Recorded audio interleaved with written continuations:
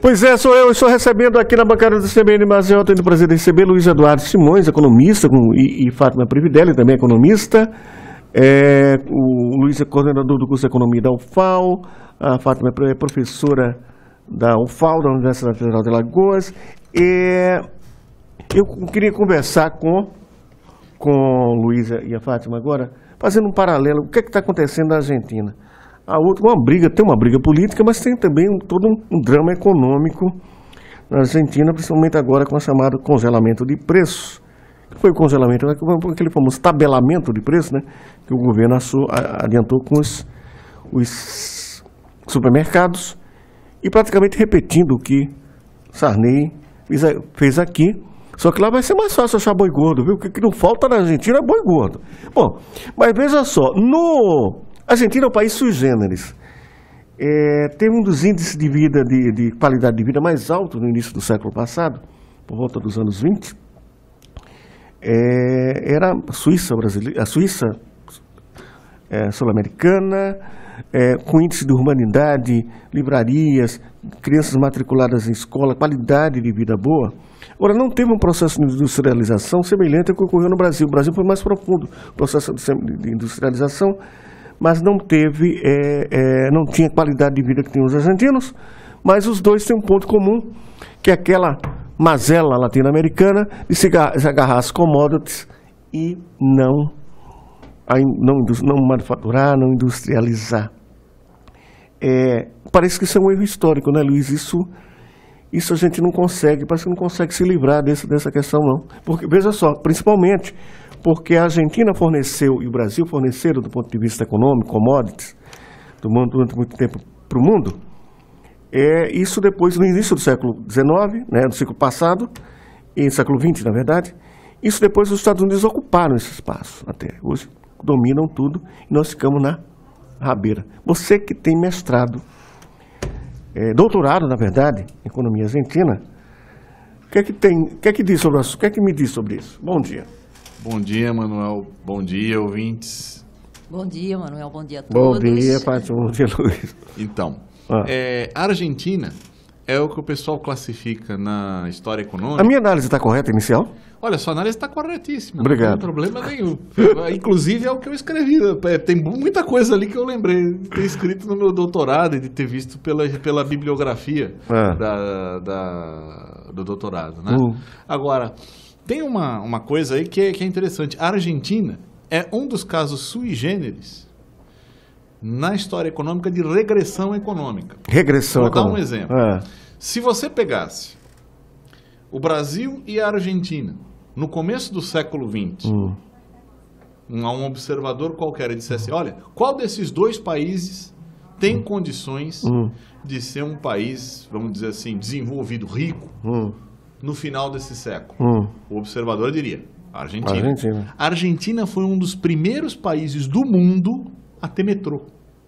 Hoje, quando a gente vai lá para Buenos Aires, né, conhecer o metrô argentino, aquela linha mais antiga que tem, com aqueles trilhos de madeira ainda, é do começo do século.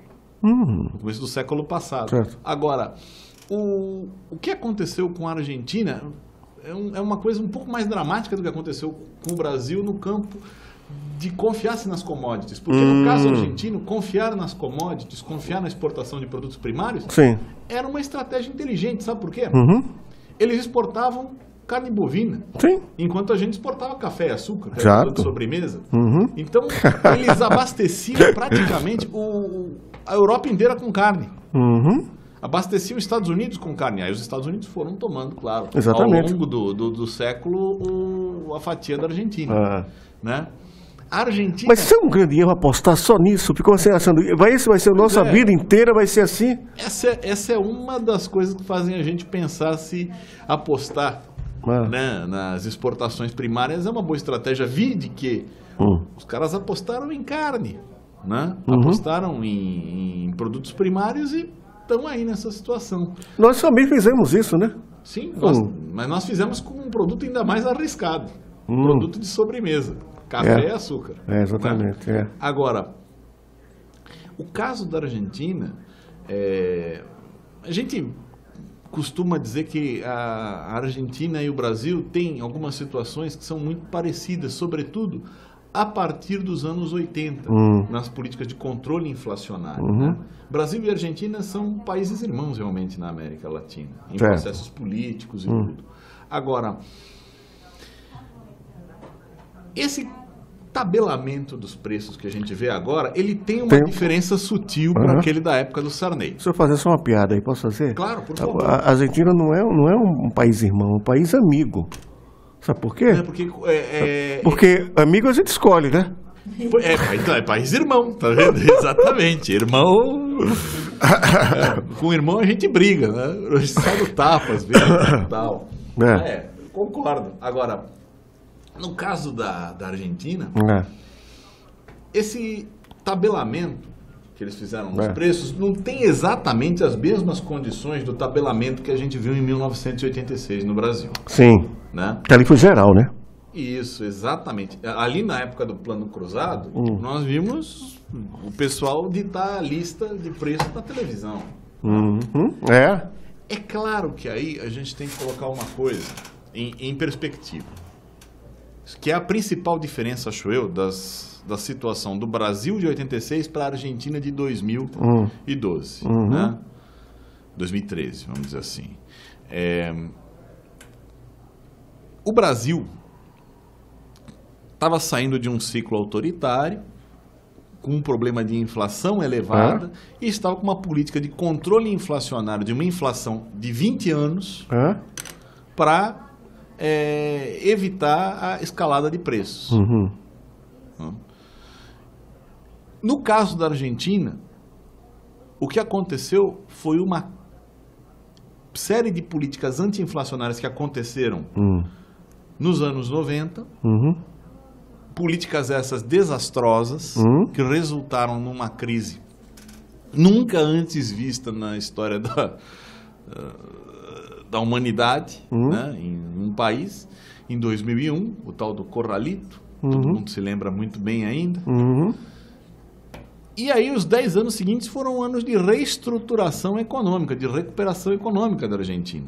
A Argentina recuperou seu dinamismo. Junto com esse dinamismo vem a inflação, porque o crescimento econômico vem acompanhado de um pouco de inflação. E aí, mas os índios estão sendo manipulados ou não? Porque o FMI chegou a ameaçar, a Argentina manipula, que a inflação é muito maior do que a que o governo divulga oficialmente. Essa relação do FMI com a Argentina, a gente também tem que colocar em perspectiva, Manuel Miranda. Sabe por quê? Porque o FMI passou elogiando a Argentina nos anos 90 inteirinhos. O presidente do FMI, lembra da época, né, o francês, o Michel Camdessi, foi lá em 97 e elogiou ele, o Menem, ministro da Economia da Argentina, o Lopes Murphy do lado, né, dizendo que a Argentina era o futuro da América Latina. E aí, com aquela política, 4 anos depois, os caras tiveram uma crise enorme na qual eles não foram socorridos pelo FMI. Então, a Argentina meio que rompeu com o FMI mesmo. Então, hoje, é muito importante para o FMI recuperar a sua, vamos dizer, a sua idoneidade, a sua credibilidade junto ao público, desacreditar a Argentina. É uma estratégia que eles estão tomando. Né? Então, sobre os índices, olha, eu posso dizer uma coisa sobre as estatísticas da Argentina, que eu andei checando, e o ouvinte, né? Pode perfeitamente checar na internet, procurar na internet. O site de estatísticas do governo argentino é mais eficiente para quem quer obter informações do que o site brasileiro do IBGE. Ele é mais eficiente, ele dá mais informações, sobretudo para quem conhece economia. Então, a gente não pode sustentar o argumento da imprensa em geral que está dizendo que os índices estão sendo manipulados.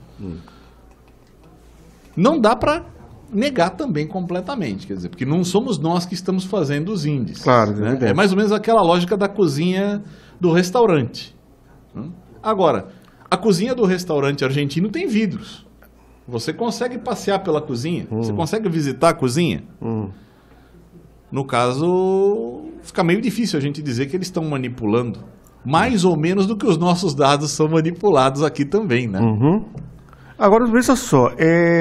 Outra informação importante é a seguinte, é que, curiosamente, quando isso acontece, normalmente a divisão de contas nacionais da ONU e o próprio FMI, que é um ramo da ONU, eles passam a adotar estimativas próprias para contradizer os dados.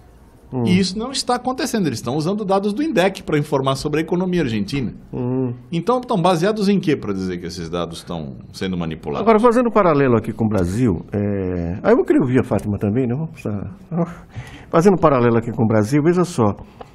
O Brasil também sofreu críticas quando o cálculo da inflação é baseado na chamada cesta básica. Sim. E o governo resolveu, em um determinado momento, eu me lembro que foi criticado, porque resolveu excluir itens da cesta básica. E, ao mesmo tempo, o governo disse que não pratica aqui. Claro, não vamos nunca querer dar um aumento de congelamento de volta, mas o governo segurou o preço do combustível, está segurando há muito tempo. Isso também não é uma forma de você, da interferência, digamos, estatal na economia, de segurar artificialmente o preço da gasolina, segundo a própria Petrobras, está sendo mantido artificialmente. Olha, claro que você tem que ver aí, Manuel, que existem dois lados da questão. Sim. A própria Petrobras, ela usa como parâmetro para o preço da gasolina o preço internacional do barril de petróleo. Certo. Agora, a gente não pode também usar uma demanda externa, né, como parâmetro para a demanda interna. As condições de produção internas com as externas. Continuamos importando combustível, né? E vendendo barato para os países vizinhos, com uma coisa. Essa conta eu não consigo entender nunca. Sim, exatamente. Agora, em relação aos produtos que compõem os índices de inflação, nós temos diversos índices, nós temos diversos organismos, órgãos internos que fazem isso, não só governamentais, mas também temos DIEESE, temos outras que são, digamos assim, oponentes aos oficiais, certo. E que você vê que cada um deles tem uma proximidade. Certo. Então, se você tem várias estimativas, várias fórmulas de cálculo, levando em conta diferentes cestas de produtos, e elas se aproximam, a gente pode concluir que existe uma certa imparcialidade. Agora, é interessante que a população vai no supermercado, vai olhar o aumento dos preços e nota logo, olha, mas aumentou o preço, Exatamente. o salário da gente não paga mais tudo, tem inflação. Minha mãe estava reclamando que o quilo de inhame está custando R$10. Sim. R$10, um quilo de inhame. Sim. Custava R$3 agora há alguns meses. Aí é uma coisa, né? Sim, bom, agora o inhame não faz parte da cesta básica. Não, é né? que infelizmente, porque até nem o médico, nem o cabeleireiro, nem o estacionamento, um monte de Exatamente. coisa. O cimento faz. O cimento repare. faz, E qual é a variação de preço do cimento ao longo do tempo? É muito menor. Olha que coincidência. Pois é, né? Então eles botam a cesta básica, termina sendo, em função dessa discussão sobre a cesta básica, né?